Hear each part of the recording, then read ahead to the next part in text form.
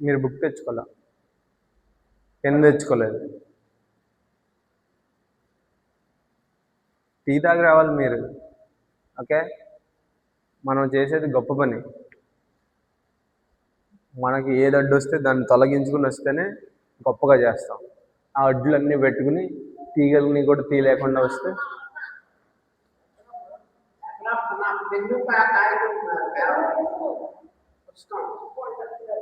అవసరం లేదు. ముందు రమ్మను, ముందు ఉండాలి అవన్నీ. లేట్ అవుతుంది, రికార్డ్ స్టార్ట్ అయింది. లైవ్ పెట్టినా బాగుంటుంది. లైవ్ ఇంకా రాలేదు, 50 మంది సబ్స్క్రైబర్ కావాలి లైవ్ రావాలి.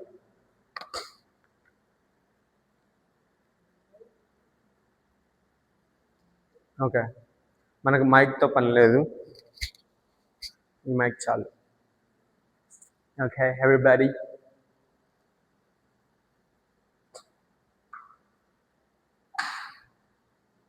మనకు 3 పుస్తకాలు కావాలి. ఆ 3 పుస్తకాలు మొదటిది ప్రార్థన చేయండి. మొదటి పుస్తకం గురించి, నేను 3వ పుస్తకం గురించి ప్రార్థిస్తా. మీరు మొదటి పుస్తకం గురించి ప్రార్థించండి. ఒక్క నిమిషమే, అర నిమిషమే యాక్చువల్లీ, ఎందుకంటే టైం లేదు. మొదటి పుస్తకం పేరు తెలుసుగా, తెలియపోతే అడగండి. ఆ పుస్తకం అర్థం అవ్వాలని.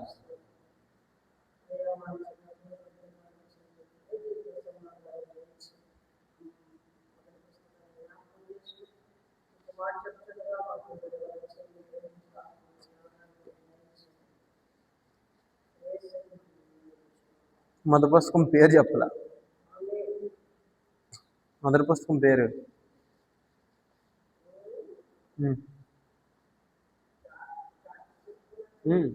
మొదటి పుస్తకం మర్చిపోయారా?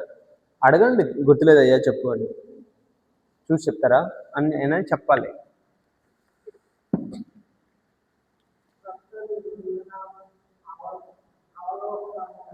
అవలోకనము అనే పదం ఇంతకు ముందు ఎప్పుడైనా విన్నారా?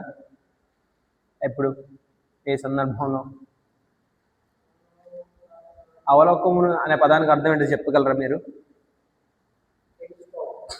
అవలోకనము అంటే అంతే, తెలుసుకోవడం కోసం చేసిన సర్వేలో భాగం ఇది. ఓకే,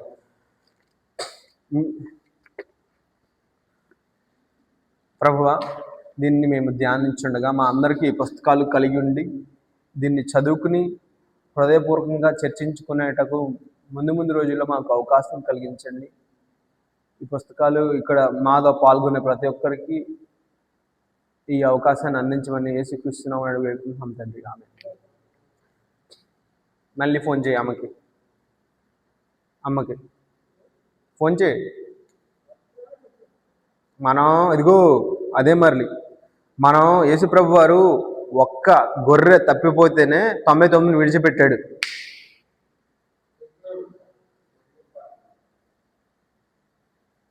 చెప్పండి మరి, 99 మందిని విడిచిపెట్టాడు ఒక గొర్రె కోసం.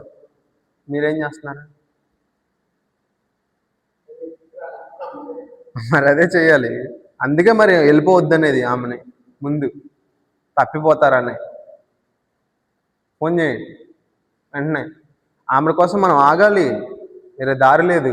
ఎందుకనంటే ఇది నేను ఒక్కడనే చదివేస్తానంటే కుదరదు, అందరూ ఎదగాలి, అందరికీ ఇది ముఖ్యమని నేను గుర్తించాను కాబట్టి ఇది చేస్తున్నాను. లేదంటే స్కూల్లో లాగా ఆబ్సెంట్ అయిన వాడికి పట్టించుకోకుండా ప్రజెంట్ అయిన వాడితోనే క్లాస్ నడిపిస్తారు. అవునా?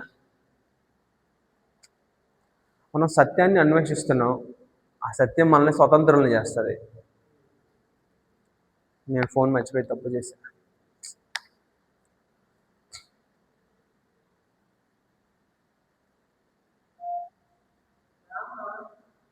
మీకోసం మేము ఎదురు చూస్తున్నాం.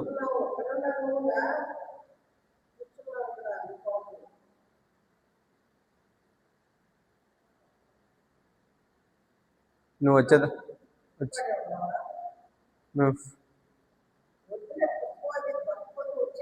దొరక్కపోతే కాదు, ఏం వద్దు, వచ్చే మన ముందు.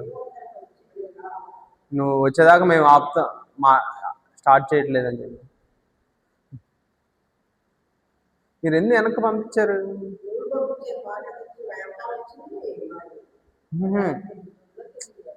అదే సరే, మీ ప్లాన్లు ఏంటి చెప్పండి. మీ ఫ్యూచర్లో ఎలా ఉండాలి? మీరు భవిష్యత్తు ఎలా ఉండాలని కోరుకుంటున్నారు? పుష్ప గారు, మీరు పెద్దవారు, మీ భవిష్యత్తు ఎలా ఉండాలని కోరుకుంటున్నారు చెప్పండి.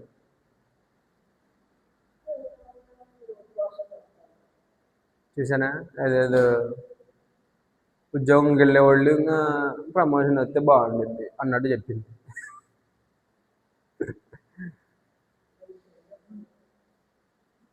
మీరు చెప్పండి.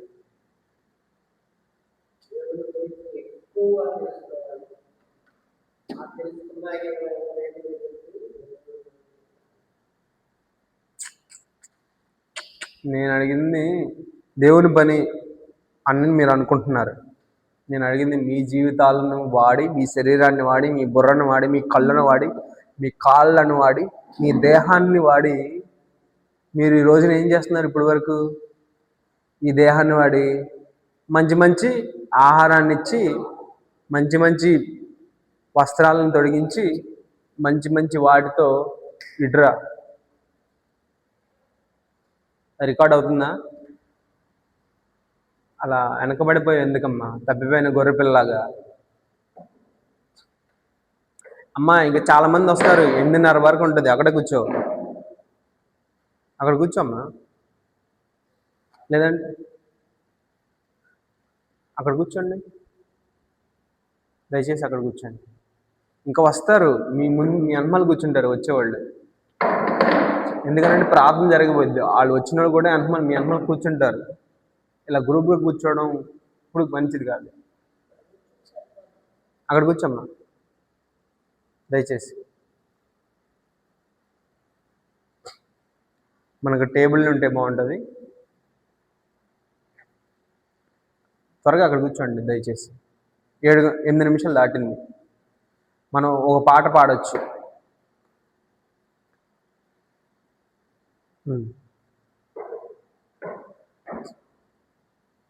ఉత్సాహంగా వెంటనే గౌరవంగా కూర్చోండి. ఈ సభను గౌరవించండి. మీ దృష్టి దేని మీద ఉంచాలో దాని మీద ఉంచండి. అటు ఇటు చూడొద్దు, మీ దృష్టి పోద్ది అటు ఇటు. అరే ఇవాళ కూడా బోర్డు మర్చిపోయా దేవా. ఎక్కువ మంది ఉంటే బోర్డు మీద చెప్పచ్చు.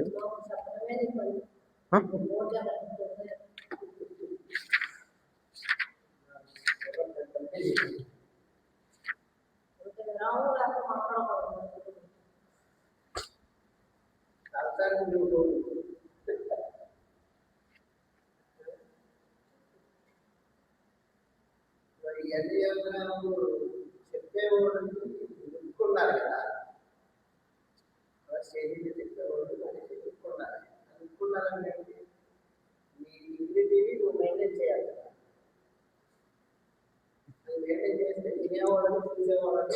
నేను వినేవాడిని, నేను చెప్పేవాడిని కాదు.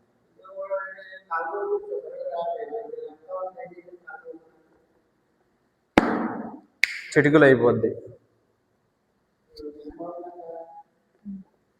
దేవుడు నాకు ఇచ్చిన జుట్టు ఇలాగే ఉంది, దేవుడిని అవమానించినట్టు నా జుట్టుని అవమానిస్తే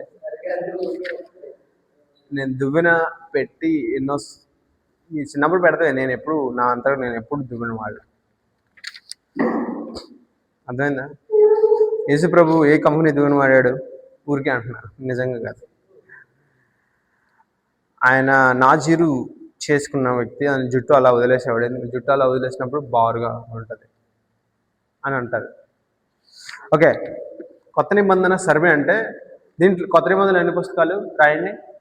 27 పుస్తకాలు. ఆ 27 పుస్తకాలు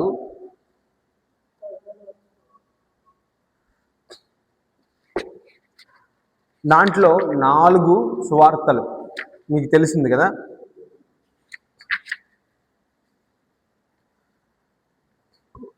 4 సువార్తలు అండ్ సంఘ చరిత్ర, దాని తర్వాత పత్రికలు, 21 పత్రికలు, మరి 27 పుస్తకాలు. 27 పుస్తకాల్లో 4 సువార్తలు, 1 సంఘ చరిత్ర,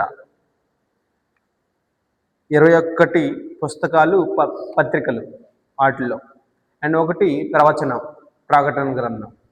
ఓకే,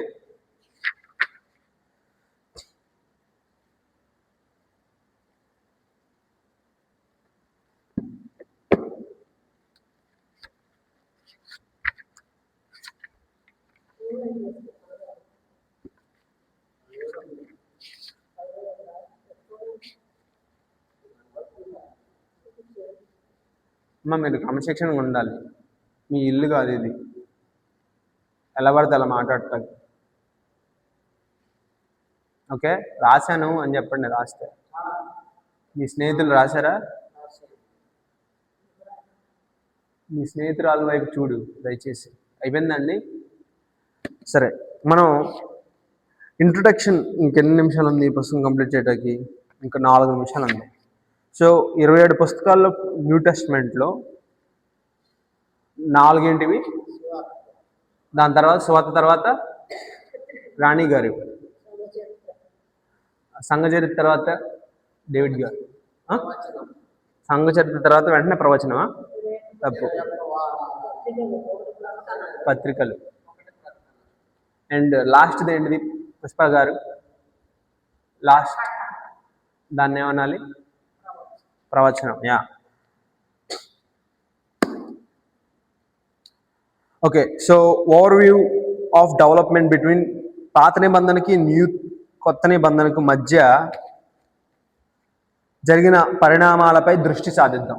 పాత నిబంధనకి కొత్త నిబంధనకి మధ్య జరిగిన పరిణామాలకి కొత్త నిబంధన దారేయడానికి కారణం చూద్దాం. బబులోను పాలన క్రీస్తు పూర్వం 605 నుండి 539 వరకు 3 సార్లు చెరలోనికి కొనుక్కోబడుట మరియు యూదుల వ్యక్తిత్వంను కాపాడుట. బబులోనికి కొనుక్కోబడ్డారు ఎవరు? యూదానా, ఇశ్రాయేలా? మరియు 539 నుండి 331 వరకు పారసికులు పాలించారు. ఎవరిని? ఇశ్రాయేలీయుల్ని. అది కూడా ఒక పరిణామమే. 3 సార్లు చెర నుండి యెరూషలేమునకు తిరిగి వచ్చుట మరియు యెరూషలేము మందిరము మరియు పట్టణమును బాగు చేయుట. అయితే పూర్వమున్న మహిమ మరియు స్థితిని పొందకపోవుట. మామూలుగా పర్షియన్స్ను అండ్ బబులోను. పర్షియన్స్ అంటే అష్షూరులు, వీళ్ళు చెరలో కొనుక్కోబడతారు. ఓకే, సో దాని తర్వాత దానికి ముందు గ్రీకుల పాలన ఉంటుంది. వాళ్ళు కొనుక్కోబడిన తర్వాత మళ్ళీ వెనక్కి వచ్చేస్తారు.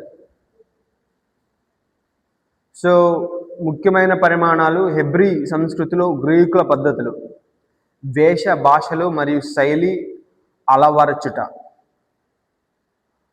ముందు ఈజిప్టుకు సంబంధించి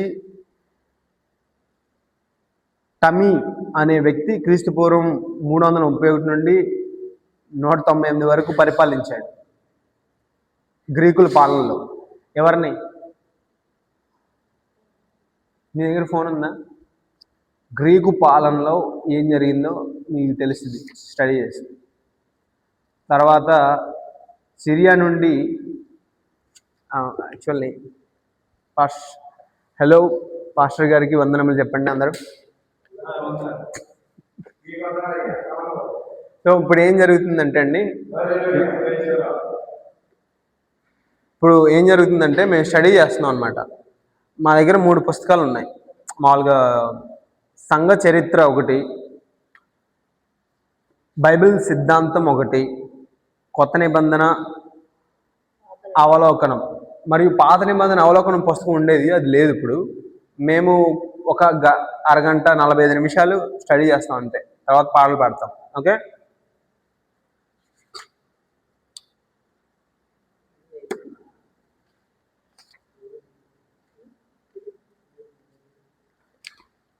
ఏడు 45 అయింది. ఇంకో బుక్ స్టార్ట్ చేయాలి. యాక్చువల్లీ ఈ ఫస్ట్ బబులోను పాలన, దాని తర్వాత పారసికుల పాలన, తర్వాత గ్రీకు పాలన, హస్మోనియుల పాలన, రోమియుల పాలన, ఇలా ఈ 600 నుంచి క్రీస్తు శకం 192 వరకు ఈ నలుగురు పరిపాలిస్తారు. ఎంత? 600 ప్లస్ 109, ఈ 990 సంవత్సరాలు. ఈ 990 సంవత్సరాలు యెరూషలేము రాజరికం నుండి వేరే వాళ్ళు వచ్చి పరిపాలించడం మొదలుపెట్టారు. ఎలా అయితే ఈజిప్ట్ కొనుకోబడినప్పుడు తెలియని రాజు వచ్చినప్పుడు వాళ్ళందరూ ఐగుప్తు సామ్రాజ్యం కింద అణిచివేయబడతారో అప్పుడు మాకు ఎవరైనా మమ్మల్ని ఇక్కడ నుంచి బయటికి తెప్పించు అని ప్రార్థిస్తారో అప్పుడు మోషేని పంపిస్తారు.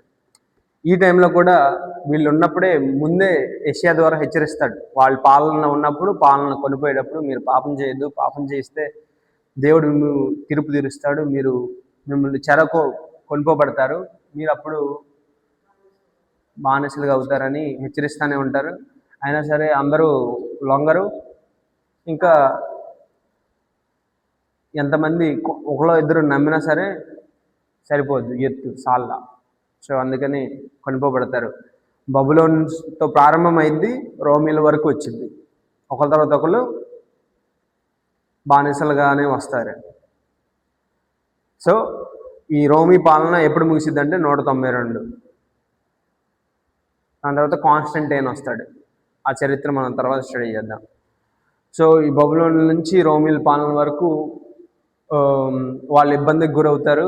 ఇంకా మరీ ఎక్కువగా ప్రార్థన చేయడం మొదలు పెడతారు.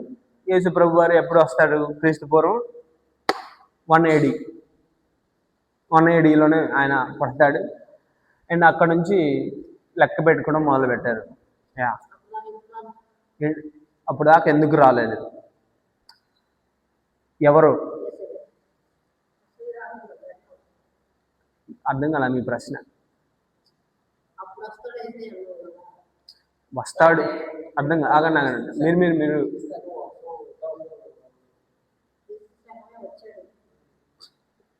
మీ ప్రశ్న నాకు ఇంకా అర్థం కాల.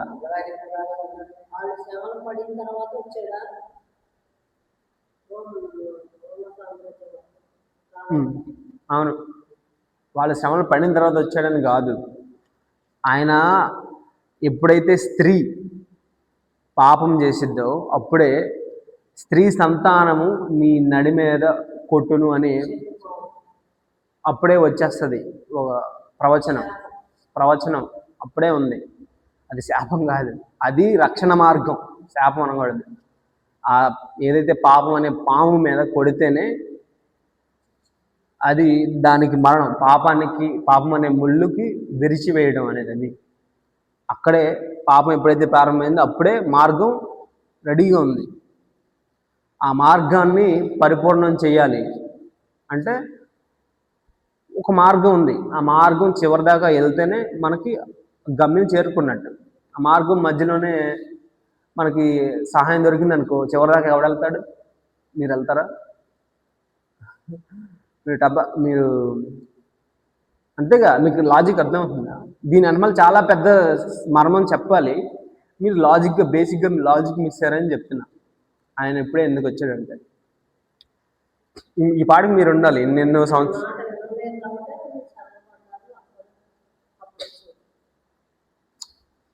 నో, అది డైరెక్ట్గా అదే చెప్పకూడదు.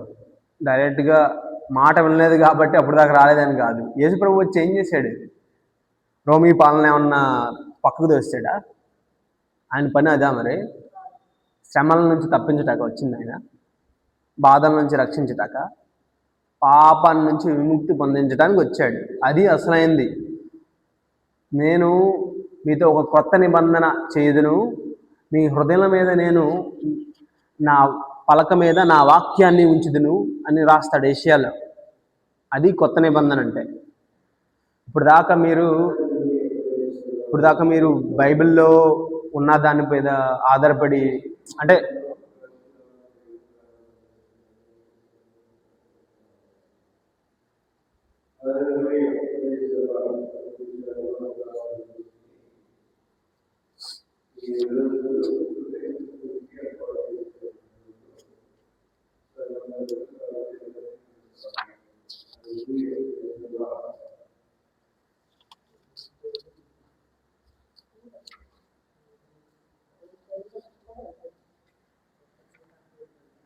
ఓకే ఓకే ఓకే మీరు మాట్లాడకండి, నన్ను అడగండి ఏమన్నా. నేను అడుగుతా అయ్యారు ఏమన్నా అంటే మధ్యవర్తిలాగా.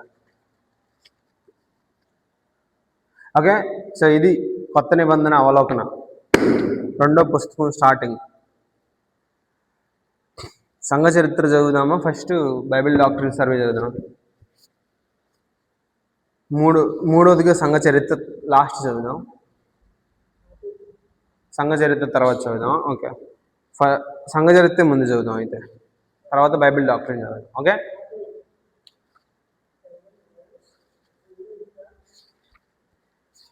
ఓకే. ఈ సెకండ్ బుక్ గురించి నేనే ప్రార్థిస్తా.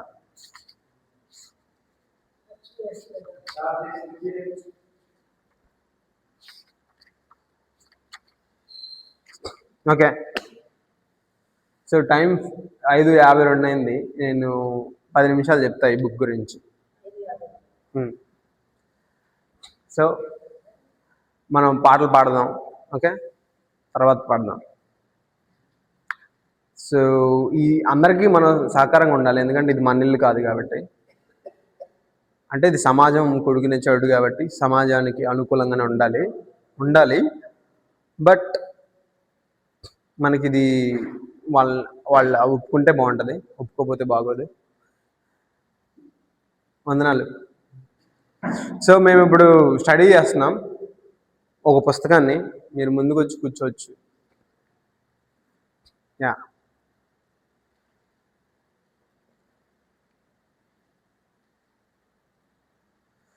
సో ఇప్పుడే ఒక పుస్తకం చదివాం. ఆ పుస్తకం పేరేంటి?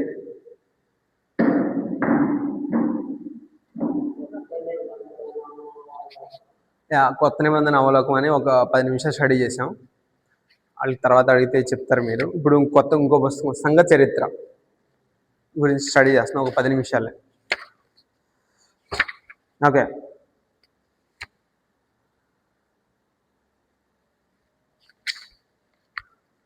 చర్చ్ హిస్టరీలో ఫస్ట్ పేజీలో ఏముండదంటే అప్రోచ్ ఆఫ్ దిస్ కోర్స్.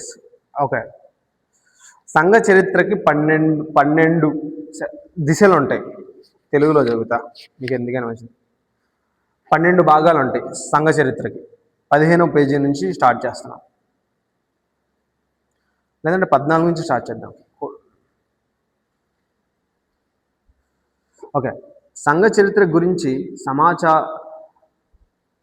సమాచారములు ఎంతో అధికమైనవి.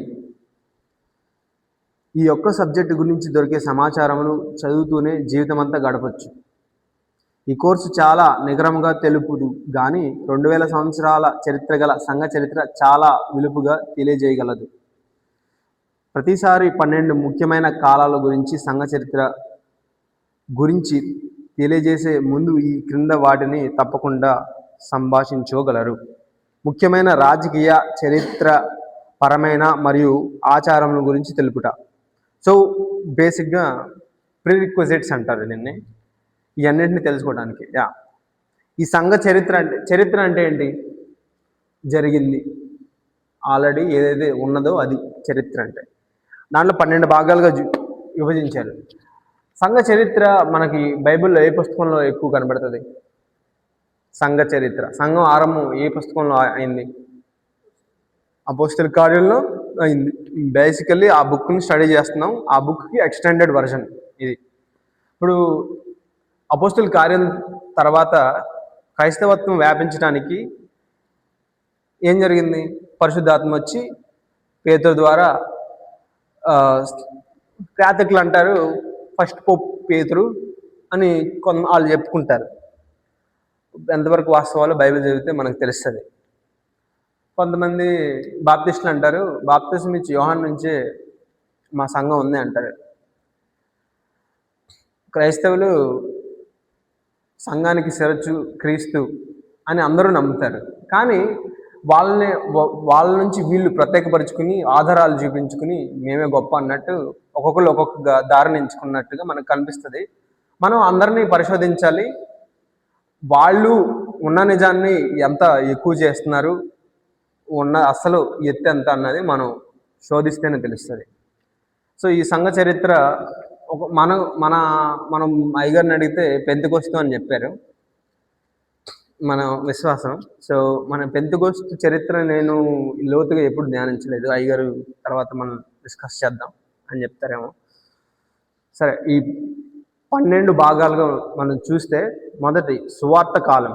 సువార్త ఎప్పుడు స్టార్ట్ అయింది? యేసుప్రభు వారు ఫస్ట్ చెప్పిన మాట ఏంటి? యోహాను 4వ అధ్యాయంలో స్టార్ట్ అయింది. పరలోక రోజం సమీపించుచున్నది, మారు మనసు పొందుడి అని మొదలెడతాడు సువార్తలో. యేసుప్రభు వారి మాట అది ఫస్ట్ మత్తయి సువార్త 4వ అధ్యాయంలో ఉంటుంది, 3 చివరిలో అనుకుంటా. సో సువార్త కాలం 4 నుంచి 33 AD, అంటే క్రీస్తు శకం 33. ఇది ఎన్నో సంవత్సరం అండి? ఇది ఎన్నో సంవత్సరం? 24 సంవత్సరం వెనకబడ్డారు. Okay okay. సో 2025 ఉన్నాం మేము, మీరు కొంచెం ముందుకు రండి.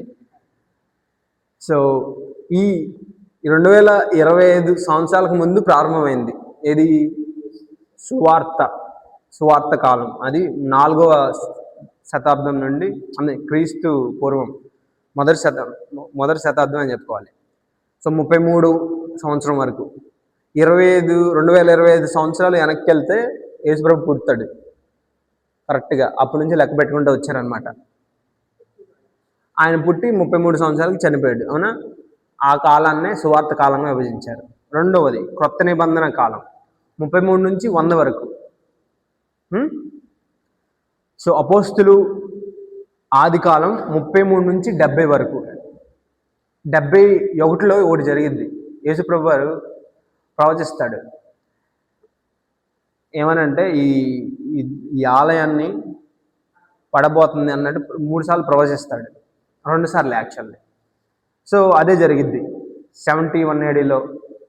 అపోస్తులందరూ చెదిరిపోతారు అప్పటి నుంచి. సో దేవాలయం కూలిపోద్ది, సొలొమోను దేవాలయం.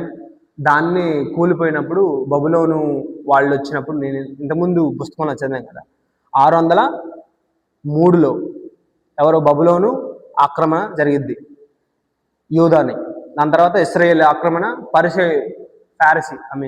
పర్షియన్స్ వచ్చి ఆక్రమించుకుంటారు ఇంకొక 70 సంవత్సరాల తర్వాత. యూదా ఇద్దరు చెరపడిపోతారు. అప్పుడు యెరూషలేం నాశనం అయిపోద్ది. తర్వాత దానియేలు కొన్ని ప్రవక్తలు వచ్చి దాన్ని బాగు చేస్తారు. అది బాగానే ఒక స్థాయిలో బాగానే ఉంటుంది. పూర్వ వైభవం రాకుండా ఆ దేవాలయాన్ని మళ్ళీ ఎప్పుడు పోద్దంటే, యేసుప్రభు వచ్చిన ఒక 40 సంవత్సరాలకి మళ్ళీ కూలిపోద్ది. అంటే రోమా సామ్రాజ్యం కూల్చేస్తారు. అప్పుడు చెదిరిపోతారు యూదులంతా. సో దాని తర్వాత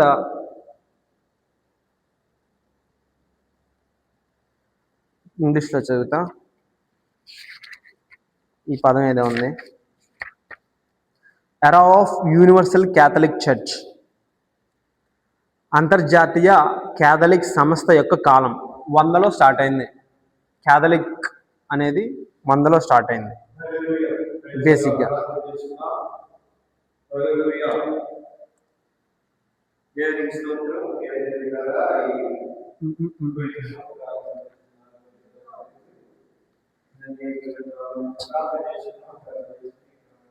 ఎన్నైంది?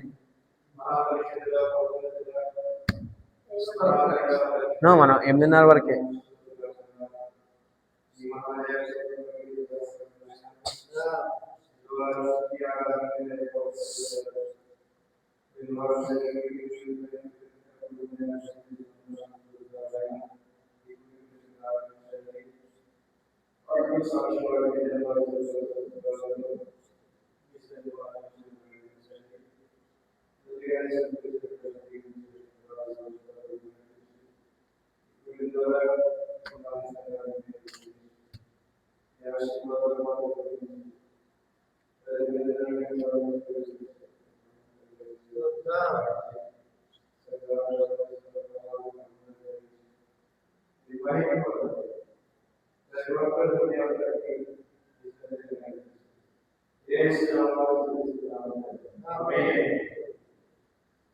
ఒక 15 నిమిషాలు ఆగుతారా?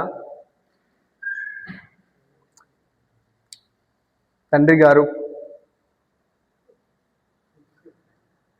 అంటే మనం పాటలు పాడొచ్చు, ఒక 15 నిమిషాలు.